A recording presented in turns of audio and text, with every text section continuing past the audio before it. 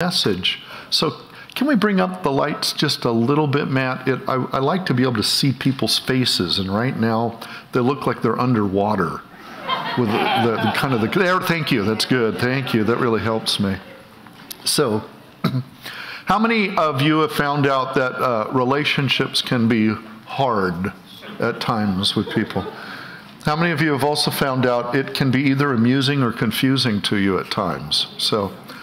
I remember this is years ago. I was working as an engineer for a company, and I got to work with this gentleman. His name was Mike Jojo Papadakis. It took me a long time to figure out how to pronounce his name.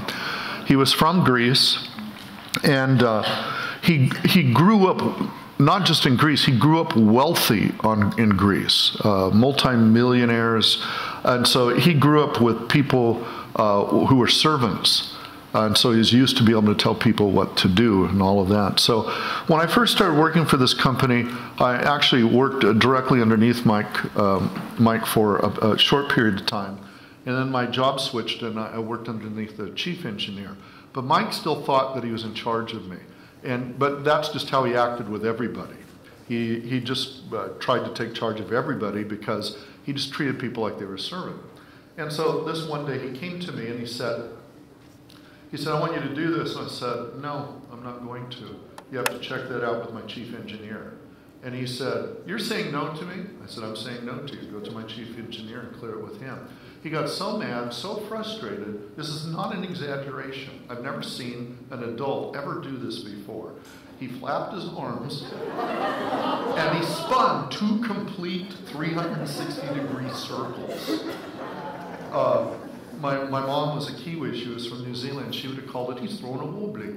And a wobbly is a temper tantrum, and that's what was taking place. What was fascinating to me, as fast as he got upset there, he cooled down shortly after that. I saw him later that day, an hour or two later, I saw him at a mall, came up, treated me like I was a long-lost friend. And this disparity was very confusing to work with him. He is the type of man who he just pushed people away because he treated them like servants. And so there were a number of times I got to work around him for about a 2 to 3 year period. And there were a number of times I would try to connect, try to form deeper relationship with him. It just struck out at every level.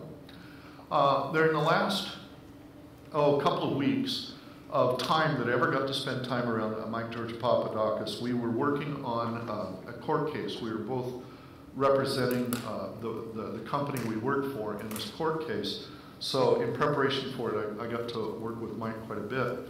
And on the very last day, he started opening up to me, and we started talking about just our lives. And we talked about politics, we talked about faith, we talked about a number of different issues. And at the end of the day, at the end of the time together, he said, I'm very disappointed. I said, why? What are you disappointed about? He said, because I've never thought that much of you over the last 3 years. I said, thank you. Thank you. And he said, and one of the things that I've been very disappointed about, and he said, is I've lived on the West Coast. He said, I grew up on the East Coast. And on the East Coast, you have friends who are friends to you through all situations. He said, on the West Coast, I found people are friends based around common activities. To have a friend that's there through thick and thin. He said, I've not been able to find that. And he said, today, I find out, I'm just finally talking to you. You're one of the people who I could have had that type of friendship with. And so, anyway, what was nice to be able to see that even for Mike, as difficult as he was, as somebody to get along with because of his upbringing, he still wanted a relationship. But because he's a broken person, like everybody other human being, he just continually pushed him away because he didn't know how, but he deeply wanted the friendship to be happening. So this is what I want to talk about today, is our relationships with one another, and specifically unity in relationships. So last week I began a series that is taking us through the Christmas season. I've called it Silent Nights. I've called it that for a number of different reasons. One is just simply a play on one of my favorite Christmas hymns, Silent Night. Another reason why I've chosen Silent Nights is much of the Christmas narrative, much of the Christmas story, which is not just the nativity scene, but what takes place before and after. So much of it takes place at nighttime, hence Silent Nights.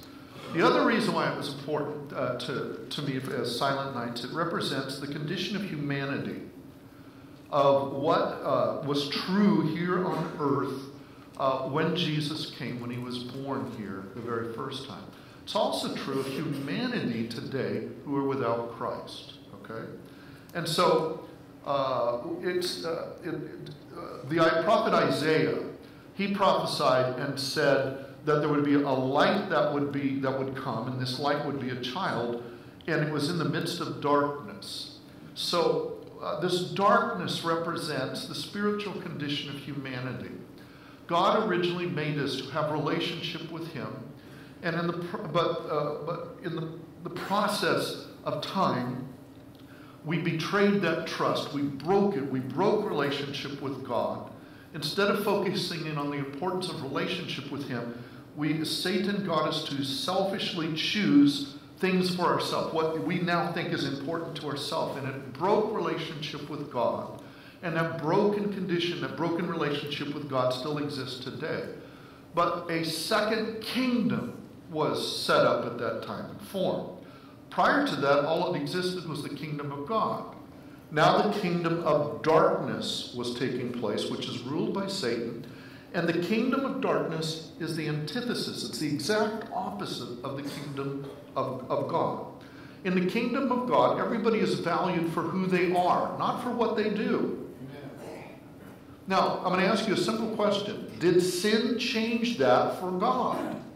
No. God still values people for who they are, not for what they do. But the system of this world, what we call the kingdom of darkness, which all of humanity functions under the umbrella of the kingdom of darkness right now, whether they know it or not. The entire world system is based around something opposite of the kingdom of God. It's now a system of performance. You do, and what you do determines your value. The better you are, the more you do, the more value that you have. It's a performance-based system. Doesn't matter whether we look at education, business, the entertainment industry, sports industry, religions. The entire world structure and system is based around this performance-based system and is part of this thing called the kingdom of darkness. Now, as I talked about last week, tragically, it's in the midst of dark, you can break things. And when we became disconnected from God, something tragically got broken within us, and something that's very precious to God. God values relationship, and he values unity or oneness. Unity is not something that God tries to achieve. Unity is a divine trait. The Father, Son, and Spirit are always at one in relationship. There's no ego, there's no pride. Everything, they're totally unified in existence and everything that takes place between the Father, Son, and Spirit. And in the way that we were made as human beings was that we're only complete and function in a whole way is through relationship with him. So through relationship with God is how we experience him. His traits through relationship with him pass on to us. We love because he first loved us. You see, as we relate with him, the nature of his love affects us. It doesn't matter what trait you take a look at, his kindness, it begins to affect us. His patience, his faithfulness begins to affect us so that we change into his likeness. So because he is one and unified through relationship with him is how we experience true oneness, true unity. And your soul, your intellect, emotions, and will is designed to only function in a whole or wholesome way through connection with God. Because his unity unifies your soul. And the only way then you can have whole, unified relationships with people is through that relationship with God. You become whole, one this way. You become whole, one this way.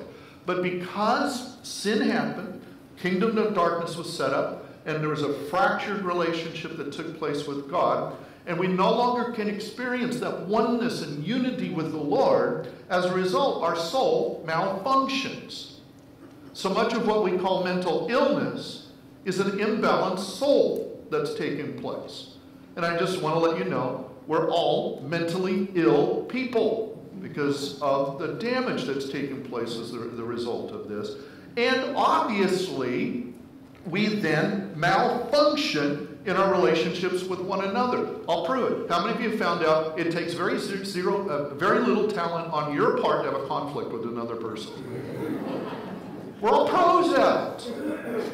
Why? It's a result of the broken condition in us because that relationship got broken and we malfunction internally, we malfunction externally. So here's what I want to do.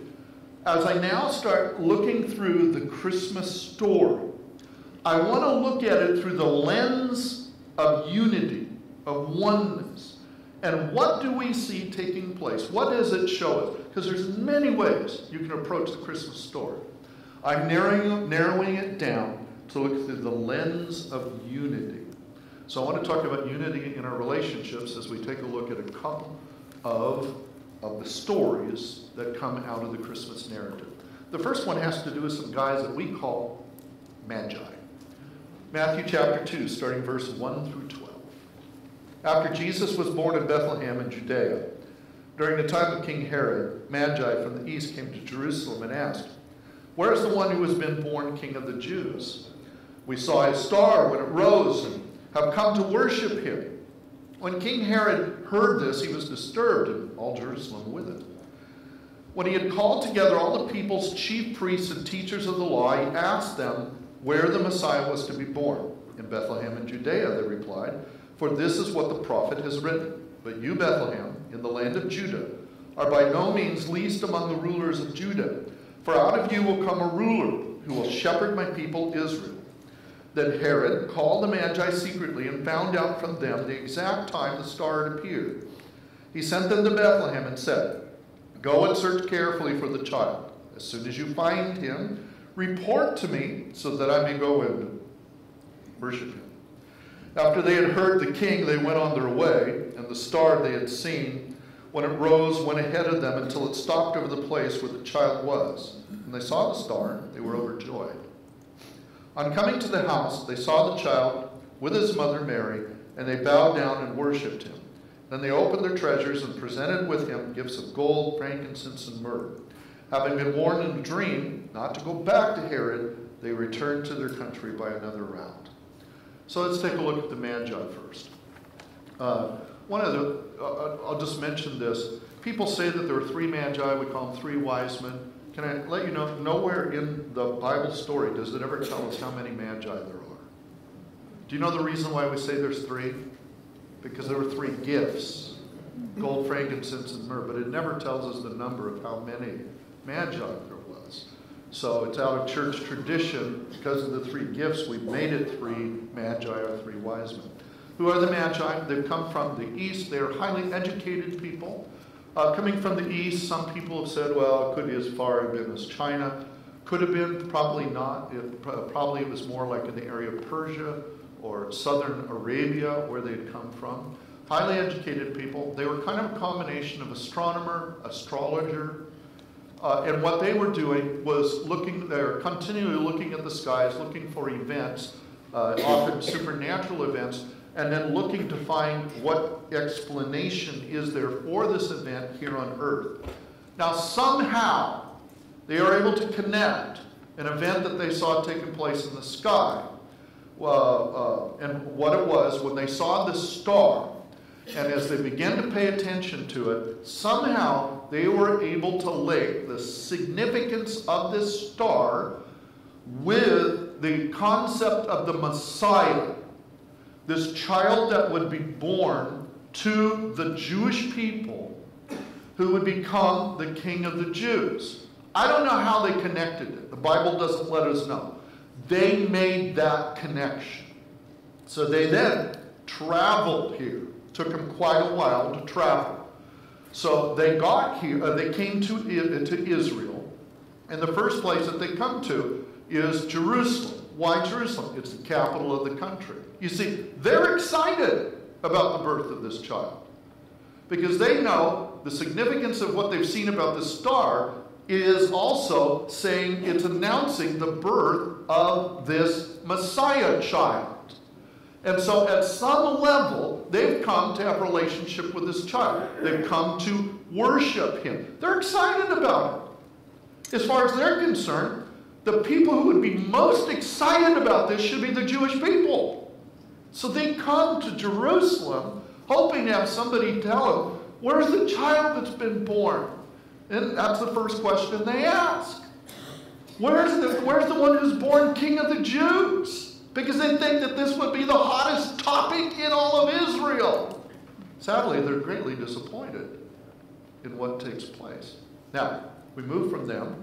We take a look at Herod. Often I've said that Herod is a crazy man. That's probably not the right terminology. He was a paranoid man, is what he was. He was fearful of people because he constantly thought people were trying to get his throne, assassinate him. He was not Jewish. He was Idumean. He was put into this position by the Roman government. And so he knew all the history and the stories among the Jewish people of the Messiah, but he was threatened all the time. To give you an indication of how he was threatened. He had built 4 palaces. He had one palace in Jerusalem.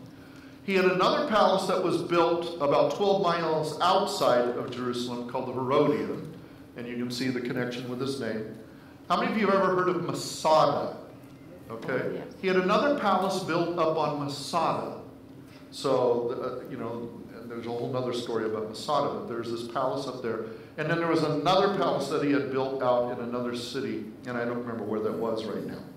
So, and he would travel between these 4 palaces. And the reason why he had traveled between them, that he wanted it to be always confusing to anybody who might want to assassinate him, because they could never know exactly where he was. But if he found out that anybody showed any kind of signs that they were trying to do anything, or if he merely feared they were going to, boy, he took them out. He took out a wife, had her killed, had 3 sons killed, had a mother-in-law killed, had a brother-in-law killed, had an uncle killed, had a whole bunch of other people killed. So he hears there's a child born who's the king of the Jews. Take this child out. That's his agenda.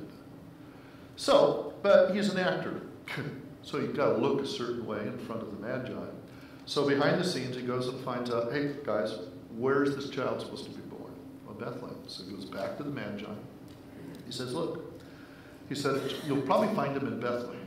And when you go and you find him, then send a report back to me, because I want to, worship him, which you know good and well what he wants to do. So the Magi would have followed those instructions because they have no other reason to question or doubt him. And the only reason why they don't do that is because of the dream that's given to them to warn them not to go back to Herod, but to go back a different way. So here's what I want you to see from the story through the lens about unity. The Magi wanted to meet this child. They wanted to give their gifts. They wanted to worship him. They knew it was significant, the birth of this child. At some level, they were wanting to have some form of relationship with this child. Okay? But do you notice that in the midst of the desire for relationship, Herod, because of his own insecurities and paranoia, he is trying to stop that from taking place. Now notice this, working behind the scenes, God values relationship, especially relationship that helps move people towards God. So God values not only helping the Magi meet this child, because it serves his purposes, he also wants this child born because this child has come to have a relationship again with humanity. And notice this, that just as there is relationship that is starting to be formed, there is someone who comes along to try to destroy it. Okay? Now, Herod is merely a pawn. He's just paranoid and someone is using him. Ever since the fall of man from God, Satan has always tried to destroy or cause disunity in any relationship that is trying to move people towards God. That's what's taking place in this situation behind the scenes. And the enemy has been trying to influence Herod to take this child out because his intent is to break up relationship that will move people towards God in any way and cause disunity. Notice, God blocks that action because he values his plans, but he values relationship and unity to be taking place. So right in this story, we see the two kingdoms functioning here.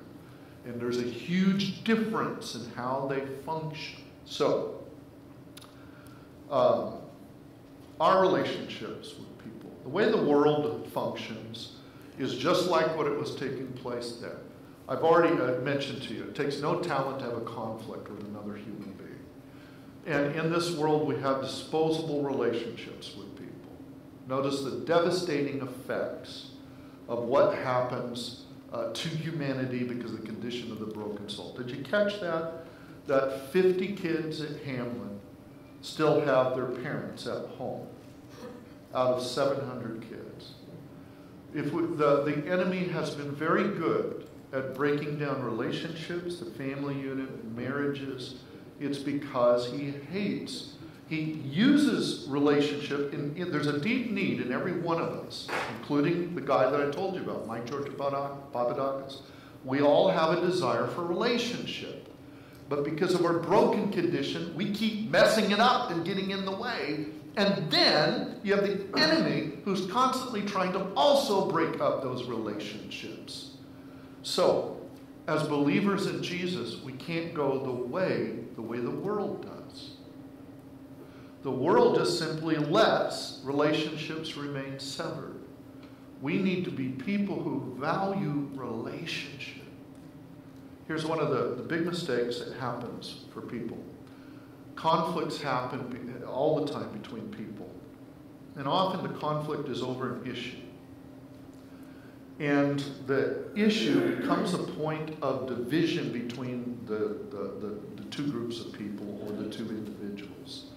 Now I find that people on the intellectual side, how many of you lean on the difference between intellectual and emotional? If you're intellectual, how many of you lean on the intellectual side?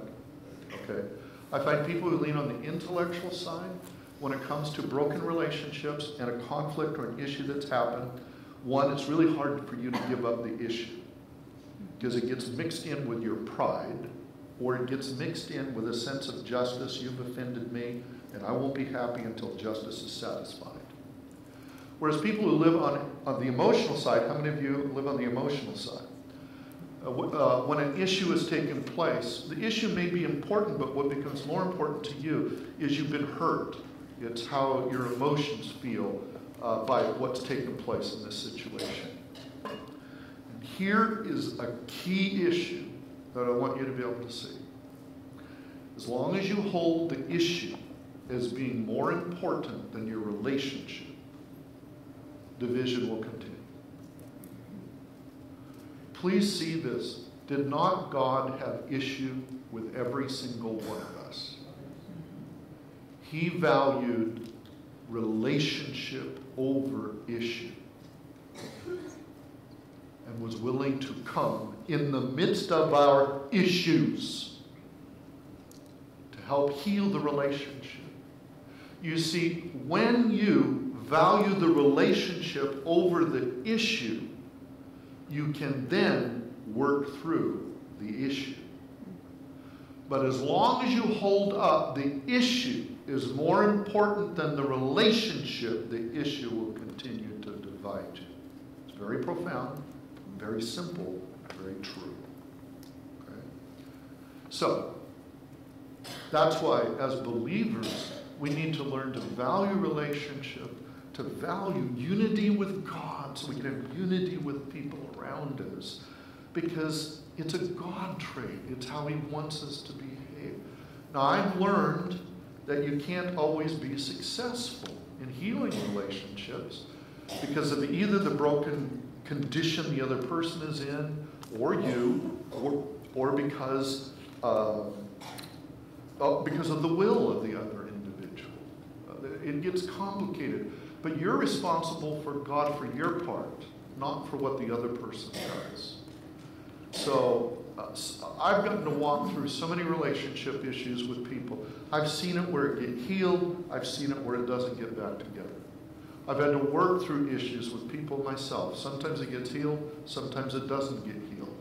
The whys are complicated as to what happens. But we're to always try to build relationship and try to restore oneness in the relationship. Here's why it's so important. There's the kingdom of God and the kingdom of darkness. As Christians, we're used to thinking in terms of the kingdom of God expands when somebody gets saved, somebody accepts Christ into their life, somebody gets born again. We think that's the only way the kingdom of God expands. I will say that's very important, but it's not the only way the kingdom of God expands. Two kingdoms, watch this. Every time a relationship is healed or formed, the kingdom of God expands. Every time a relationship is destroyed or hurt in some way, the kingdom of darkness begins to expand. This is really important in the eyes of God, and it should be to us as well. And we see right in the midst of the Christmas story, God acting to preserve relationship and oneness. I'm going to look at one more. We'll look at the marriage of Joseph and Mary to see the same situation taking place there. Matthew chapter 1, starting in verse 18. This is how the birth of Jesus the Messiah came about. His mother Mary was pledged to be married to Joseph. But before they came together, she was found to be pregnant through the Holy Spirit. Because Joseph, her husband, was faithful to the law, and yet did not want to expose her to public disgrace, he had in mind to divorce her quietly. But after he had considered this, an angel of the Lord appeared to him in a dream and said, Joseph, son of David, do not be afraid to take Mary home as your wife, because what is conceived in her is from the Holy Spirit. She will give birth to a son, and you are to give him the name Jesus, because he will save his people from their sins. All this took place to fulfill what the Lord had said through the prophet. The virgin will conceive and give birth to a son, and they will call him Emmanuel, which means God with us. When Joseph woke up, he did what the angel of the Lord had commanded him and took Mary home as his wife. But he did not consummate their marriage until she gave birth to a son, and he gave him the name Jesus. So here's the situation. They are engaged. Joseph and Mary are engaged. They're betrothed to one another. Their engagement under the Jewish system of that time is stronger than what our engagement is. For the engagement to be dissolved, it required a certificate of divorce. During the betrothal process, they would actually even be called husband and wife. That's why you'll see the language even in the Christmas story. Sometimes they're referred to as husband and wife, and sometimes called pledged or betrothed, because both are true at the same time.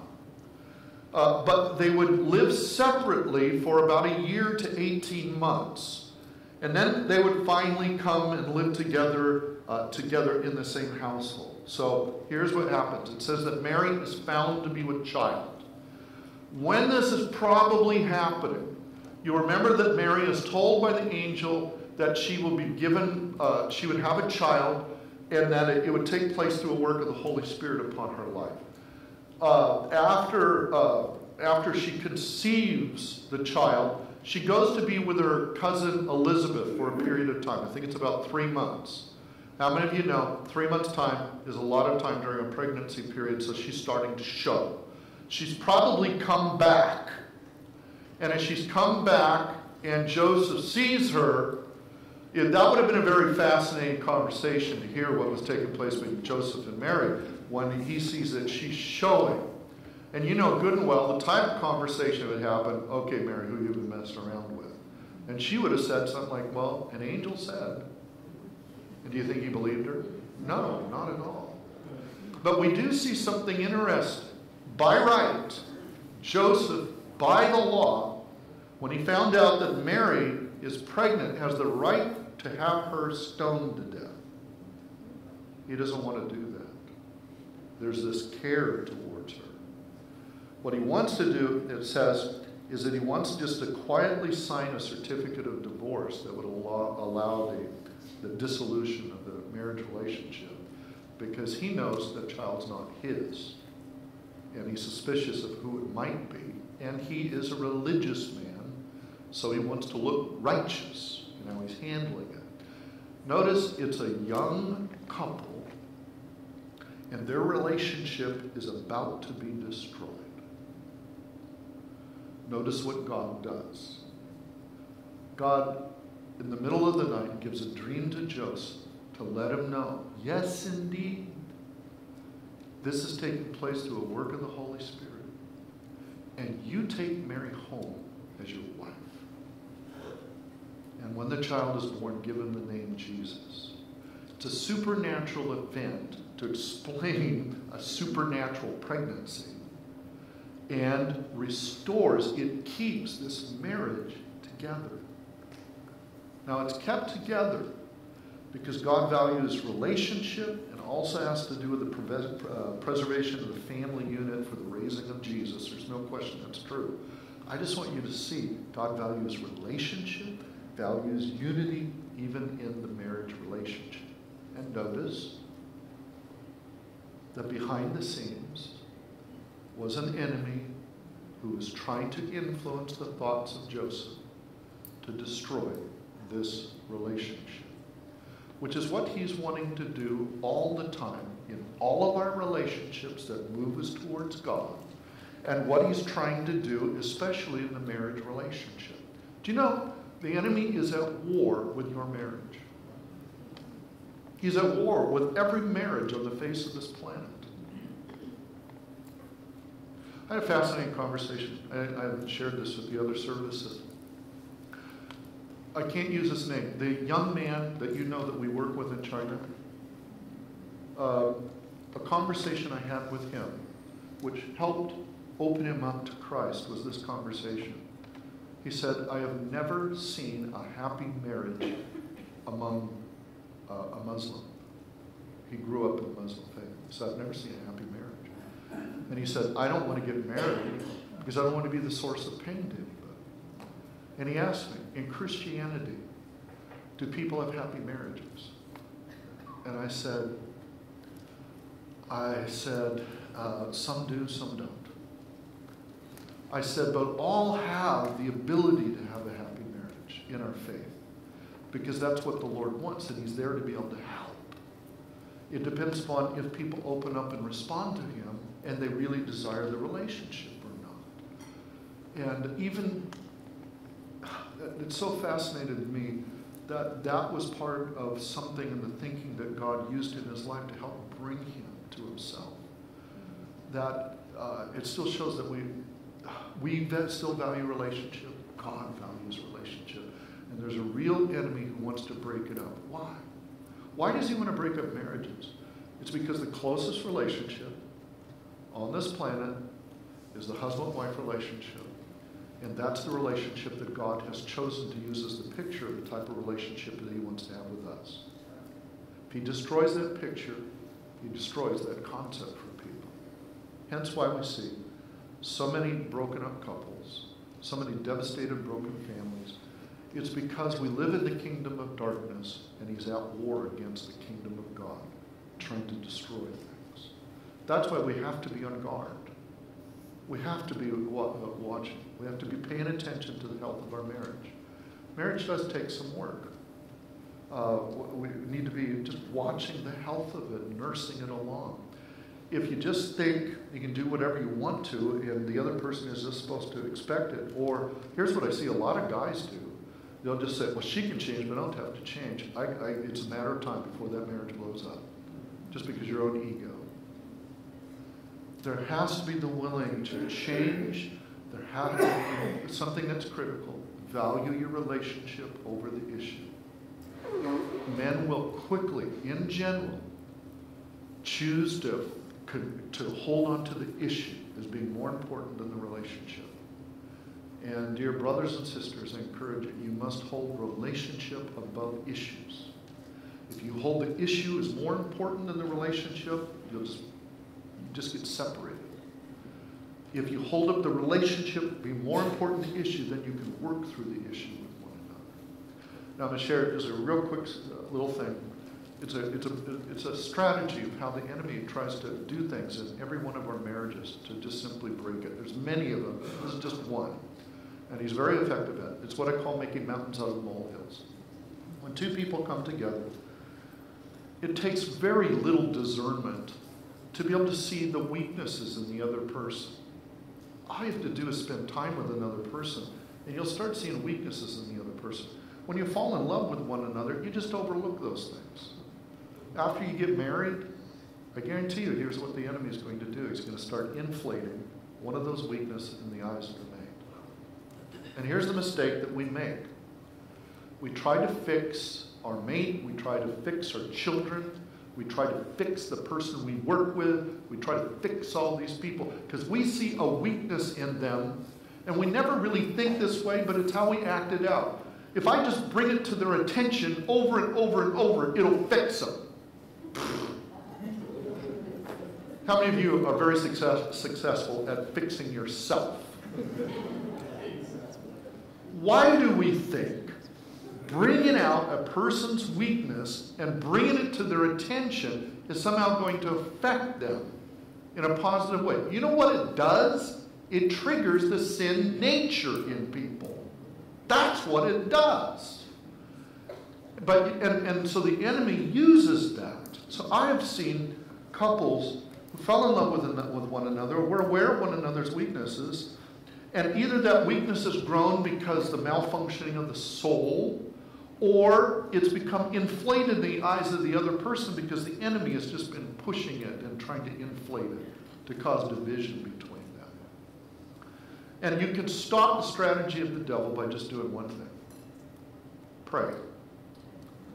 Having the insight to see the weaknesses and a weakness in another person takes no discernment. The best thing you can do for that person is to pray for them.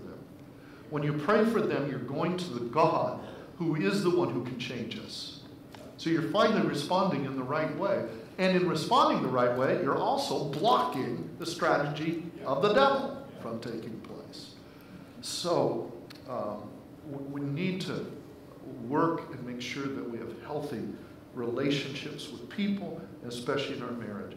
Pam and I have now been married for over 40 years. We're happily married with one another. But let me tell you where the success is. The success is not found in the fact that we're the most, what's the term? Compatible. Thank you. Thank you for the word. We're not the most compatible people in the world. Okay? Let me tell you the reason for this. Boy, I don't know how my kids are going to respond. I'm going to ask this question. Do you think it's evident in our life that we love the Lord more than we do one another? Because I do think that's true. We love the Lord more than we do one another. We work on our relationship with the Lord. Now, why is that important? Because I want to have a healthy marriage with my wife. Look at how we were designed. Bring you back to this. One of the things that Jesus has done for us is he's restored to us so that we can have relationship with God again. Don't you see it? As we have relationship with the Lord, we can experience that oneness and unity so that we can become whole again. And we can be whole in our relationships with one another. It's not because Pam and I have special talent. It's just simply because we're trying to relate to God in a healthy way. And because, literally, he rubs off on us. And he rubs off on us so that we can relate better to one another. I was about to say you don't need marriage counseling. That's not true. Because that's still helpful. That little secret right there will help you work through so much garbage that happens in people's lives. In our relationship with our marriage and relationship with one another. So the Christmas story helps us to be able to see God values relationship and oneness, and that he wants us to. How are you doing in your relationships? How are you doing in your marriage? Do you see the work of the enemy? Is he doing something even right now? Well, stop it. Stop him. Pray. Pray for one another. The best thing you can do is start relating to God and say, oh, Lord, I desperately need you to help me in this situation. God cares, both with the Magi and with Joseph and Mary, that the Lord intervened to help preserve relationship. He'll do the same thing for each of us if we're willing just to connect and experience him. Lord, thank you for the Christmas story. Thank you for getting to look at it a little bit differently through the lens of unity. Thank you, Lord, that the way that you made us is to desire relationship. Forgive us that because we are born into the kingdom of darkness. It's so natural to us to fall prey to it. It's so easy to just fall to the consequences of the broken soul and broken relationships. But Lord, we are people who see the whole significance of why you came in the first place, to restore relationship between us and you and relationships with one another. Lord, help us to always be connected to you, experiencing you, so that we become whole inside and we become whole and healthy in our relationships with people around us. Help us not to be like the world, that when a relationship has a conflict, we just dispose of the relationship. Help us to be like you, who are willing to value relationship and work through whatever the issue, because you value oneness and unity. I pray, Lord, bless marriages here today. In the name of Jesus Christ, I pray. Amen. If you need prayer of any kind, there'll be a prayer team people up here to pray for you. God bless you. Have a great day. Sorry I went long.